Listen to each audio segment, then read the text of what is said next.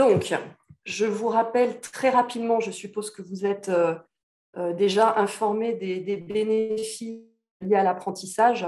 Dans les grandes lignes, ils sont le suivant. En fait, tout l'intérêt consiste dans le fait que si vous rejoignez Télécom Paris pour y faire de l'apprentissage, vous serez étudiant tout en ayant la possibilité, enfin, ce n'est pas une possibilité, vous aurez une mission en entreprise. Donc, vous aurez un double statut. C'est ça que ça signifie être apprenti.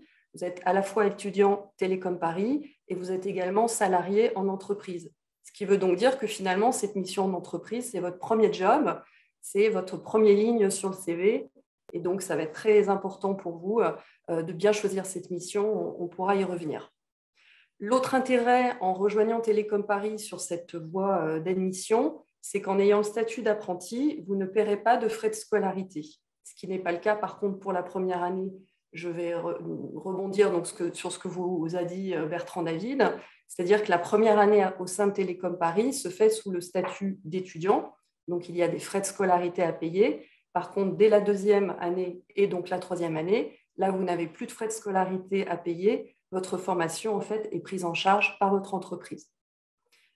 Comme vous l'a dit Bertrand, l'intérêt évidemment d'avoir cette double casquette, ce double statut, c'est que vous sortirez de Télécom Paris en ayant exactement le même diplôme que vos camarades non apprentis, mais d'une certaine manière, vous aurez bien plus de compétences. Au-delà des compétences académiques, vous allez acquérir une expérience professionnelle, je viens de vous dire, ça va être votre premier job.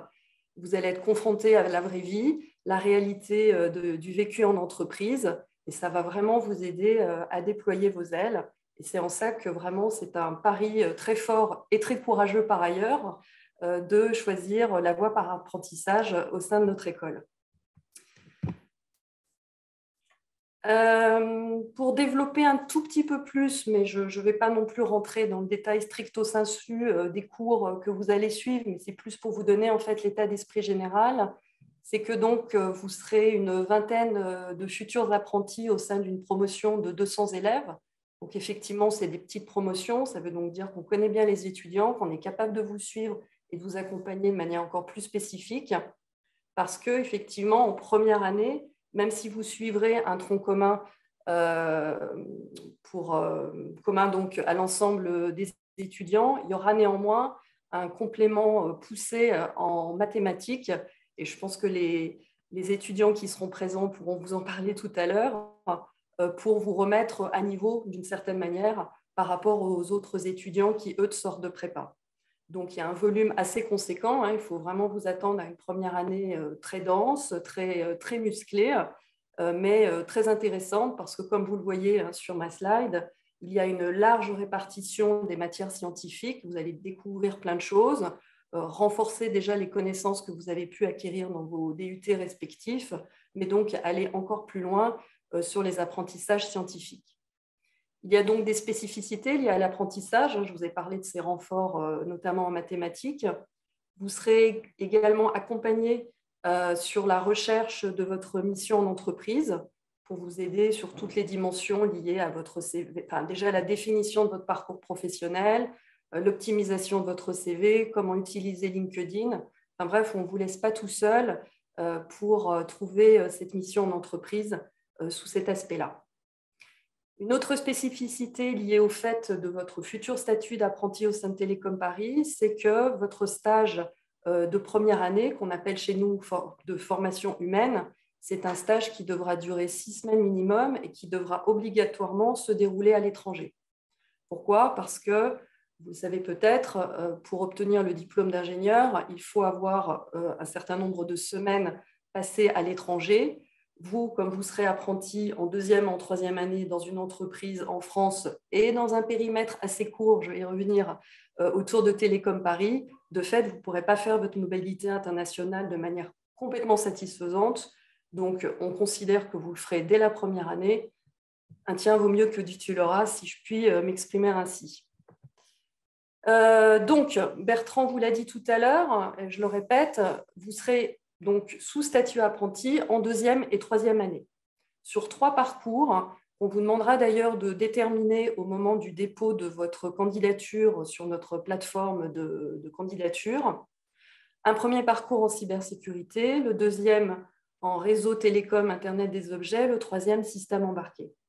Donc, à vous déjà de définir en amont, donc dès à présent, je vous le conseille, quelle est la coloration que vous voulez voir apporter à votre cursus, parce qu'on va vous demander donc de vous déterminer pour être affecté selon votre vœu, et si donc votre candidature et le concours qui est organisé en quelque sorte vous affectera l'un de ces parcours-là. Ça veut dire, j'ai bien dit coloration, ça ne veut pas dire que pour autant vous ne ferez que cela, puisque comme on vous l'a dit tout à l'heure, votre diplôme il est exactement le même que pour tous les autres. Autrement dit aussi, il y a du tronc commun qui est commun à l'ensemble des autres étudiants. Vous ferez également un projet qui vous permettra d'intégrer encore mieux vos connaissances. Souvent, c'est des projets aussi industriels. Et vous bénéficierez donc de tous les compléments scientifiques communs, comme je viens de le dire, qui sont également propres aux autres étudiants. Une autre spécificité qui est liée à votre statut d'apprenti, c'est qu'en première année, on vous demande de faire 2 langues vivantes, anglais et une autre langue à votre choix. En deuxième année, par contre, il n'y a plus de temps possible pour faire une deuxième langue vivante. Il n'y a plus que, entre guillemets, l'anglais. Pour vous donner un petit exemple, et ça, on ne vous l'a pas encore dit, c'est très important de garder en tête que nous avons une autre spécificité, outre le fait qu'en première année, vous avez le statut étudiant et qu'en deuxième année, vous basculez sur le statut apprenti. C'est que nous, le rythme d'alternance, il est assez particulier. On maintient en fait de la présence à l'école toutes les semaines, ce qui veut donc dire qu'il y a également toutes les semaines de la présence en entreprise. Ça, c'est quelque chose qu'il est important de garder en tête, parce que ça implique un rythme assez soutenu, mais en même temps, ça conjugue les deux intérêts, qu'à la fois, vous avez toujours un pied à l'école, tout en ayant toujours un pied en entreprise. Vous n'êtes pas déconnecté ni de l'un ni de l'autre sur des laps de temps qu'on peut retrouver ailleurs, par exemple, typiquement un mois école, un mois entreprise, ou 3 semaines l'un, 3 semaines l'autre, etc. Donc ça, c'est aussi notre particularité. Et là, je pense que c'est complètement illisible sur votre écran. C'est un exemple type de calendrier d'apprentissage chez nous. Vous voyez en fait les zones bleues, c'est des périodes école, et les zones vertes qui sont donc majoritaires, ce sont des présences en entreprise. Et il ne vous aura pas échappé que quand il y a des grandes plages de présence en entreprise, eh ben, c'était ce qui aurait été des vacances scolaires pour vous. Et donc en fait, quand vous devenez salarié, je pense que vous avez aussi ça en tête, vous n'avez plus le bénéfice des vacances scolaires, vous êtes en entreprise, vous êtes salarié et vos congés, en fait, ils sont à voir avec votre entreprise. Je vous l'ai dit tout de suite, tout à l'heure, je vais donc passer un petit peu rapidement parce que je vois que le temps passe. Vous êtes très fortement accompagné à Télécom Paris pour plein de raisons, non seulement parce qu'on est une petite école au sens familial et à taille humaine, mais c'est aussi parce qu'effectivement, l'apprentissage, c'est un petit peu spécifique. Et donc, nous, on a vraiment particulièrement à cœur de ne pas vous laisser dans la nature et de vous aider autant que possible, même si on ne fait pas tout pour vous. Hein. C'est vous qui êtes acteur aussi de votre parcours, à la fois de vos études et de vos choix professionnels. Mais voilà, on vous soutient, on vous accompagne. Vous aurez également donc, un tutorat au sein de l'école, à la fois en première année et d'une autre nature lorsque vous serez en apprentissage. Et il y a évidemment, de toute façon ça c'est réglementé, un suivi aussi très proche et de proximité par rapport à votre mission d'entreprise. Donc, il y a une espèce de triangle qui se fait entre vous d'un côté, l'école de l'autre et votre entreprise. Maintenant, pour être plus concret, comment est-ce qu'on fait pour candidater ? Dans les très grandes lignes, je vous invite à aller sur le portail donc, de recrutement alternance.imt.fr. Vous allez retrouver bien plus de détails que ce que je suis en capacité de vous dire à l'instant. Mais dans les grandes lignes, voilà comment ça se passe. Vous avez un dossier de candidature à remplir où, grosso modo, là, il y a un petit peu plus de choses, mais bon, ce sont les éléments les plus importants. On a besoin d'avoir votre CV, on a besoin d'avoir une lettre de motivation qui est très importante, qui n'est pas du tout gadget pour nous. Elles sont lues, elles sont vraiment appréciées et elles comptent vraiment dans la détermination de votre sélection.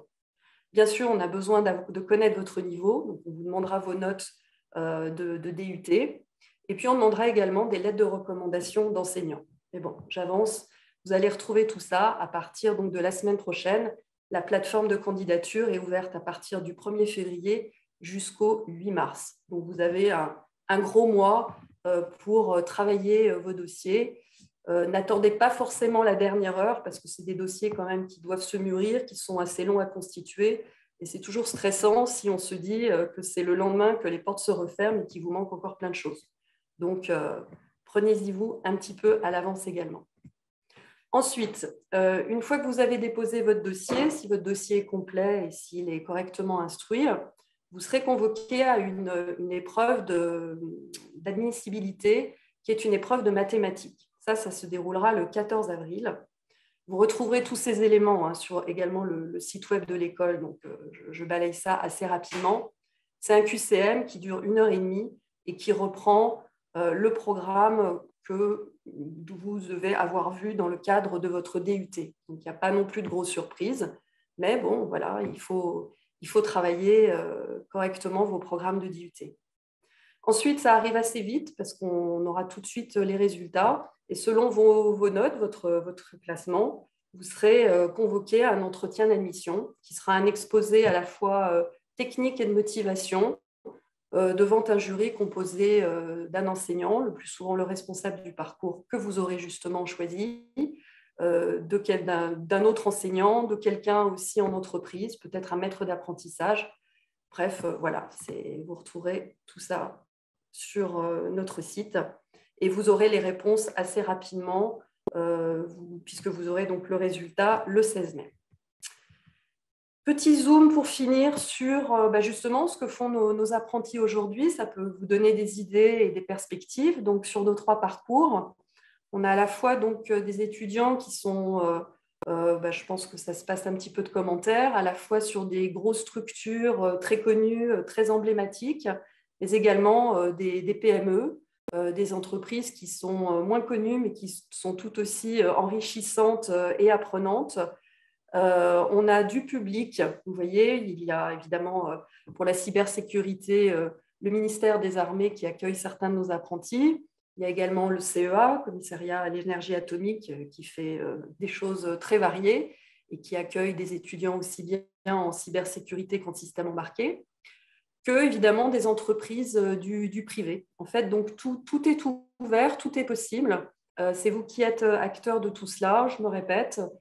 Nos relations entreprises sont là également pour vous accompagner, mais voilà, il faut trouver la mission qui vous conviendra le plus, qui sera la plus épanouissante et qui sera le plus en raccord possible avec votre formation pour que tout cela ait du sens.